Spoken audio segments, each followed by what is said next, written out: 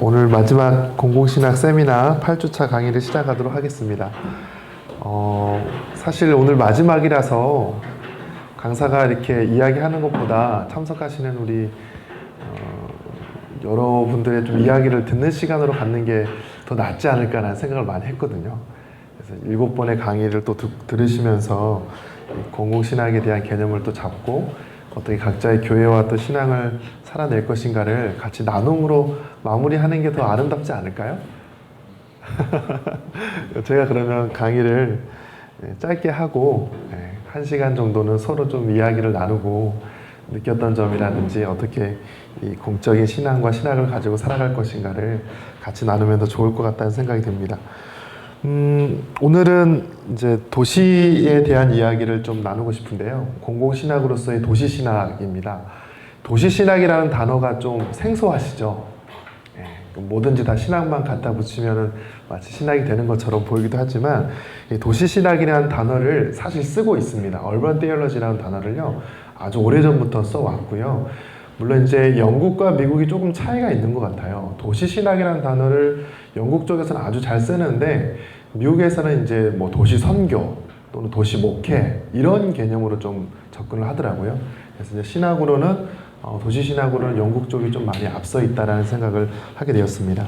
제가 2주차 때 공공신학을 이제 한번 좀 전체적으로 이렇게 소개하면서 유럽에는 여러 연구소와 센터 중심으로 공공신학이 활성화되었다라고 이야기를 했잖아요. 기억이 나시죠? 네. 도시신학을 좀 집중하는 센터들이 있습니다. 영국의 맨체스터 공공신학 센터. 맨체스터가 이제 워낙 산업혁명도 일찍 시작을 했고 도시 문제에 대해서 많은 고민을 했기 때문에 맨체스터 대학에 공공신학 센터가 2개가 있거든요. 둘 다 이 도시 문제에 대해서 아주 열심히 연구를 하고 있고 그 대학 출신들이 도시신학으로 계속 이렇게 나가시는 분들이 많아요. 제가 좋아하는 크리스 베이커 교수님이라든지 얼마 전에 이제 크리스 샤난이라는 교수님이 코멘트를 갔는데 그분도 이제 도시에 대한 박사학위를 또 쓰셨고 도시신학을 계속해서 또 책을 쓰고 계시는 분들이 있습니다. 또 그 옆에 있는 체스터 대학도 도시 문제에 대해서 아주 열심히 연구를 하고 있는 공공신학 센터를 또 가지고 있습니다. 이 체스터 대학은 또 윌리엄 템플 파운데이션이라는 연구소를 같이 겸하고 있어가지고 도시 문제, 또 지역사회 문제, 시민사회 문제에 대해서 많은 연구를 하고 있습니다. 오늘은 제가 한 3가지 정도 이제 주제를 좀 나눠서 접근을 해보려고 합니다. 일단 첫 번째는 도시하고 종교의 관계에 대한 이야기를 좀 1차적으로 좀 해보고요. 그 다음에 도시가 급진적으로 발전하는 근대에 와서 여러 도시 사상과 이론들이 나오거든요. 그래서 그런 것들 좀 같이 살펴보고 마지막 3번째로는 그럼 성경에서는 도시를 어떻게 그리고 있는지 그 다음에 공공신학에서는 이 도시 문제를 또 어떻게 다루고 있는지 이렇게 한 서너 가지 주제를 가지고 좀 이야기를 해보고자 합니다. 제가 얼마 전에 읽었던 책이에요. 도시 역사를 바꾸다 조엘 코트킨이라는 사람이 쓴 책인데 사실 역사에 대한 이야기이지만 그 안에 종교의 이야기들을 같이 묶어서 가고 있습니다. 그래서 이분의 핵심 주장은 뭐냐면 어떻게 해야 도시가 건강하고 도시가 또 행복하고 도시가 잘 성장할 수 있을까 3가지 요소가 필요하다라고 이야기합니다. 결론부에서. 결론부에 써놨지만 일단 신성함, 종교의 영역이 필요하다는 거예요. 도시의 문제에 있어서. 좋은 도시, 건강한 도시를 만들기 위해서 이 종교의 영역, 거룩의 영역, 성스러움의 영역이 늘 도시 안에 자리 잡고 있어야 된다는 것을 이야기하고 있고요. 이게 이제 도시의 기원과도 맞물려 들어갑니다. 이 저자가 고대 도시를 쭉 살펴보니까 거의 다 공통점이 있는데 다 도시에 종교가 하나씩 있다라는 것이고 그 종교로부터 도시의 질서와 체제와 계층들이 다 작동하고 있다는 것을 이야기하고 있습니다. 예를 들어서 메소포타미아 우루 같은 경우는 당시 이제 기원전 3000년경에 인구는 약 24,000명 정도 거주했는데 우리가 잘 알듯이 지구라트, 달의 신, 난나르를 모시는 그런 도시로 잘 알려져 있죠. 우리 또 성경에 또 우루 출신인 또 아브라함 역시 그의 집안이 이런 또 이방의 신들을 모시는 그런 집안으로도 우리가 이해를 하고 있습니다. 메소포타미아뿐만 아니라 당시 이집트라든지 여러 멤피스라든지 테베라든지 대부분의 고대 도시들은 다 자신들만의 어떤 신들을 모시고 있습니다. 우리가 알듯이 모세 때에 그 당시 그 룩소가 이제 이집트의 어떤 통일 왕국의 중심이었거든요. 룩소 같은 경우도 이 그 소의 신을 섬기고 있었어요. 소의 신. 그래서 그들이 출애굽하고 나서 23장입니까? 그 모세가 이제 시내산 올라가서 안 내려오니까 아론을 통해서 뭘 만들어내잖아요. 송아지를 만들어내지 않습니까?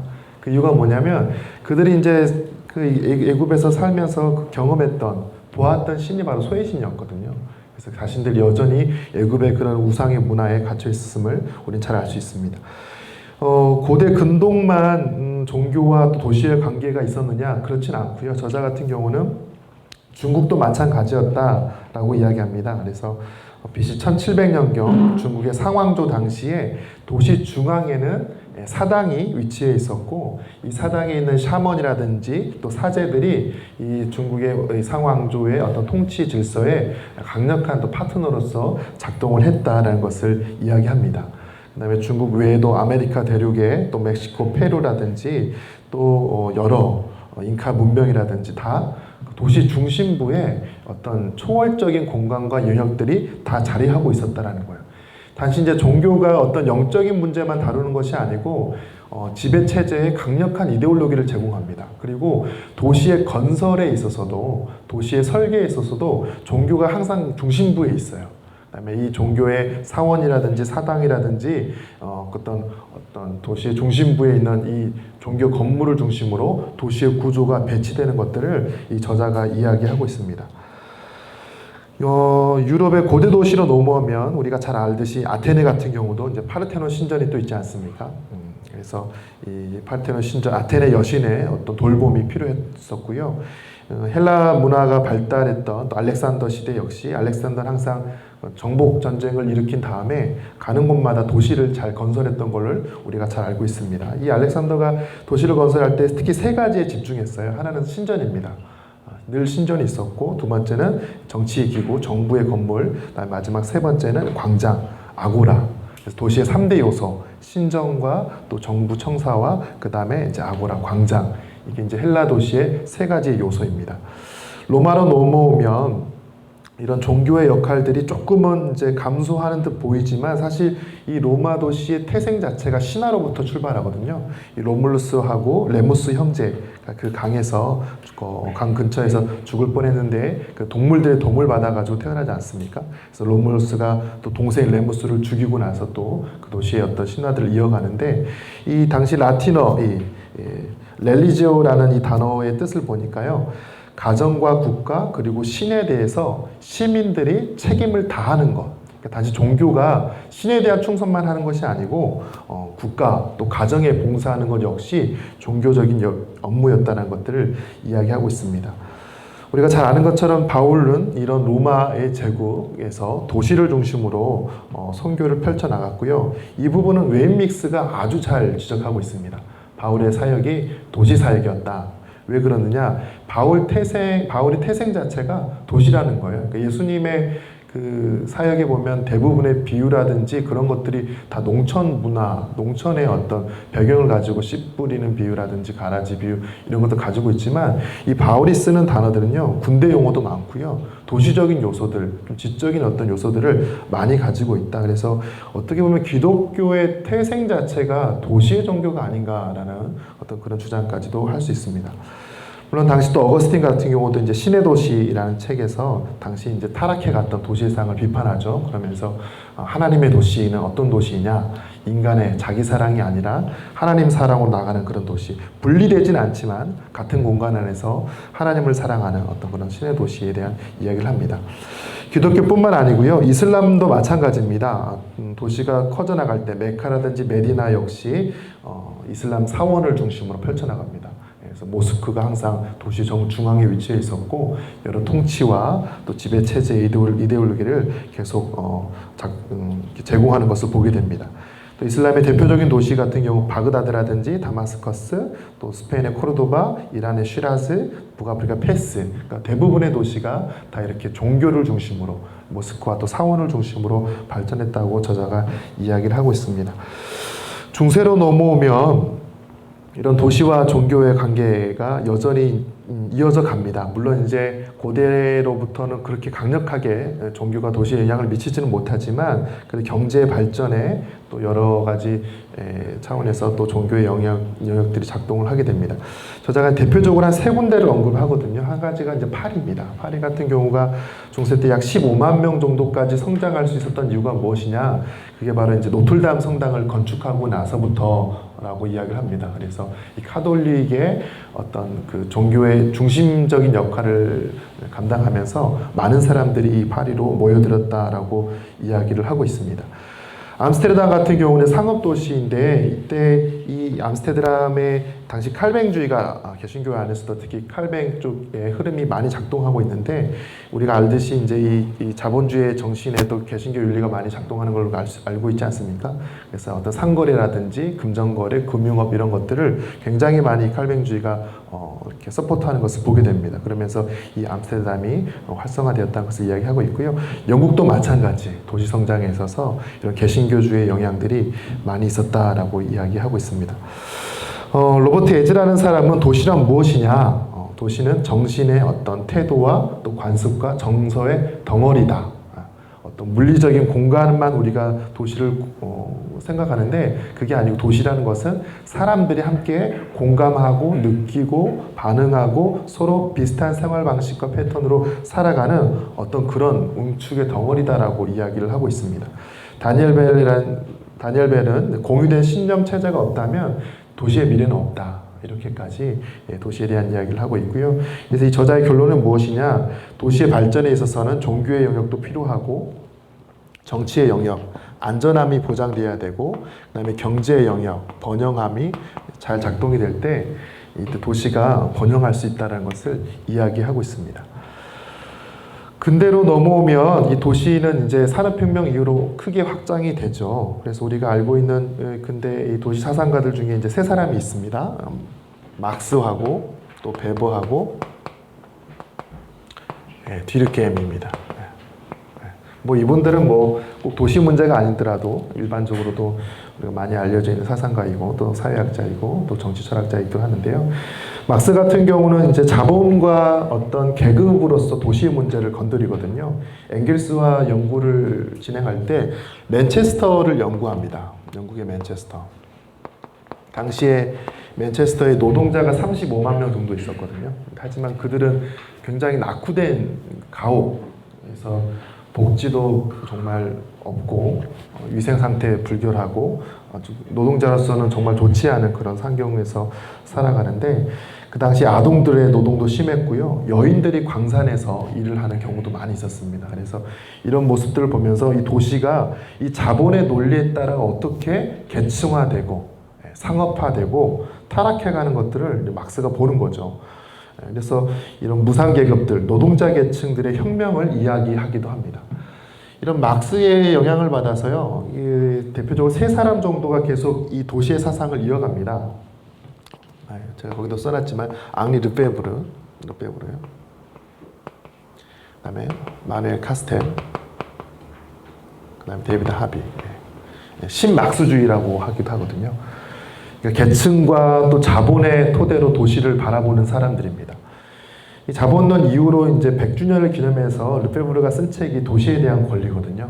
자신은 이제 막스의 세상을 많이 영향을 받고 있다는 것을 천명하는 것이기도 한데 프랑스 68혁명이 일어날 때 이 르페브르가 앞장서서 당시 교수님이었거든요. 학생들과 함께 이 도시에 대한 권리를 주장하는 그런 시위에 참여하게 됩니다.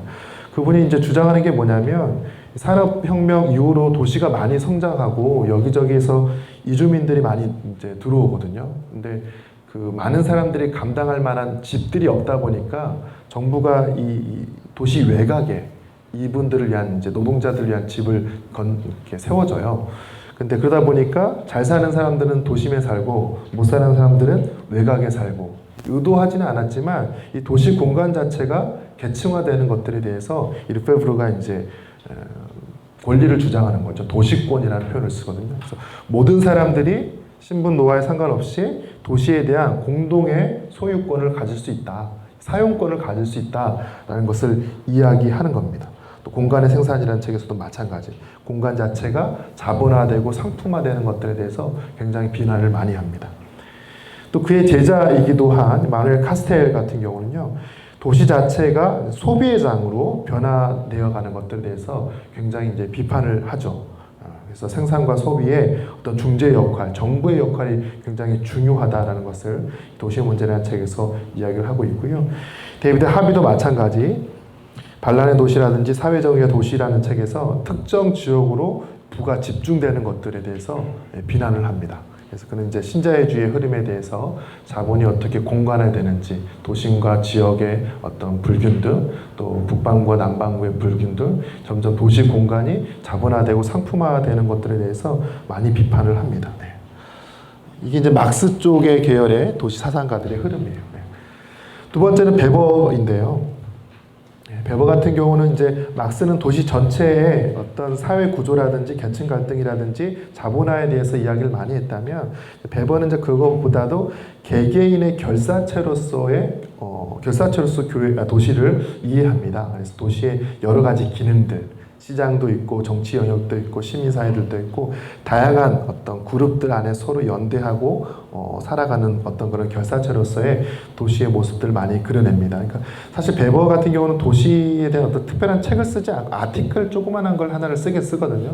하지만 이제 그의 전반적인 다른 책들에서 이 도시 사상을 좀 이해할 필요가 있습니다. 이런 이제 베버의 흐름을 이어받는 사람은 렉스하고 무어라는 분이거든요. 그러니까 인종 또 커뮤니티 갈등이라는 책에서 인종차로 부가 불평등이 심화되는 것들을 이제 보게 되는 거죠. 예를 들어서 다른 지역에서 이사 왔는데 그 지역에 살고 있던 사람들은 이제 더 좋은 외곽으로 좋은 집을 지어서 이렇게 팔고 나가고, 나중에 온 사람들이 그 오래된 가옥들을 다시 비싼 값에 이렇게 사고 더 낙후된 환경에서 살아가는 것들. 이거 보니까 이게 백인들은 좋은 집, 또 아니면 외국에서 왔던 다양한 인종의 사람들은 더 나쁜 환경에서 살아가는 어떤 이 공간 자체가 인종적으로 또 그룹들마다 불평등이 심해지는 것들, 그런 것들을 비판을 역시 하고 있는 것입니다. 파리라는 사람은 도시적 삶의 패턴에서 역시 비슷하게 공간의 불평등에 대한 이야기들을 하고 있고요. 베버 흐름에서는 중요한 것은 이런 계층들과 공간의 불평등을 조절할 수 있는 어떤 정치의 영역들이 굉장히 중요한 요소로 작동한다라고 볼 수 있습니다. 세 번째는 이제 디르켐 라인인데요. 디르켐 같은 경우는 집단의 유기적 연대를 강조를 합니다. 그래서 노동의 분업화 를 이야기하고 있고요. 당연히 이제 파편화되고 개인화되는 어떤 그런 사람들 상황에서 안옴이나 일탈, 자살이 일어날 수밖에 없음을 이야기하기 때문에 공동체가 가지고 있는 여러 기능들이 서로 유기적으로 연결되어야 된다라는 것을 이야기하고 있고요. 그의 사상을 이어받은 로버트 파크 같은 경우는 인간의 생태학을 강조합니다. 그래서 여러 가지 삶의 모습에서 서로 함께 살아가는 어떤 생태적 차원의 도시에 대한 이야기들을 하고 있습니다. 기어로 진멜이라는 사람은 대도시의 정신적 삶에서 농촌 생활과 도시 생활을 비교를 합니다. 그러면서 이제 도시 생활 자체가 너무 인공화되어 가는 것들에 대해서 그런 비판을 하고 있고요. 그렇습니다. 그 다음에 제가 흥미롭게 보고 있는 책인데요. 제인 제이콥스라는 도시 사상가입니다. 이게 미국의 대도시의 죽음과 삶이라는 책, 아주 유명한 책이더라고요. 도시 사상가들에게서는 굉장히 가장 존경받는 분 중에 한 분입니다. 얼마 전에 근데 돌아가셨어요. 이분이 주장하는 게 뭐냐면 1950년대에 여러 가지 이제 프로젝트로 도시가 개발되는데 그 도시의 개발이 인간의 삶을 더 나아지게 만드는 것이 아니라 어떤 도시의 다양성이라든지 인간의 공동체의 어떤 그 역동성이라 그런 것들을 점점 무너뜨리는 방향으로 도시가 발전하고 있다는 것을 비판하는 것입니다. 그래서 인간성도 파괴되고요. 이게 이제 근대 도시의 발전에 대한 이야기이고요. 그 이후로 포스트 모던 도시로 넘어오게 되면, 이제 90년대 이후로 넘어오게 되면 도시가 중앙의 어떤 역할보다는 지방의 역할들 많이 강조하게 되고, 어떤 상품의 거래보다는 이미지라든지 또 상징이라든지 문화라든지 그런 것들을 속으로 이제 거래하고 유통하는 구조로 넘어가는 것을 이야기하고 있습니다. 도시가 이제 글로벌화 되고요. 그 다음에 요즘에 사이버 공간 안에서 도시의 행정과 여러 이야기와 소통들이 이루어지는 것들을 이야기하고 있고, 대표적인 예가 이제 디즈니랜드라든지 또 라스베가스 같은 그런 도시가 요즘에 포스트 모던 도시의 흐름을 좀 말해주고 있는 것이 아닌가라는 생각이 듭니다. 아주 짧은 시간에 제가 요약한 것들만 간단하게 이야기를 해가지고 그렇습니다. 하지만 도시가 어떤 역사들을 흘러오고 있는지, 또 종교와의 관계에서 어떻게 지금 이야기가 되고 있는지를 좀 살펴보았고요. 또 근대 이후로 도시가 막스의 어떤 자본과 계급의 논리, 베버의 행정 논리, 드류켐의 어떤 연대 논리를 이렇게 사상의 흐름들이 이어져 오고 있음을 좀 보았습니다. 그렇다면 이제 우리의 관심사는 이 도시에 대해서 성경은 뭐를 말하는지, 또 그 다음에 또 우리가 하고자 하는 공공신학과 신학에서 또 무엇을 이야기하는지가 중요한 것 같습니다.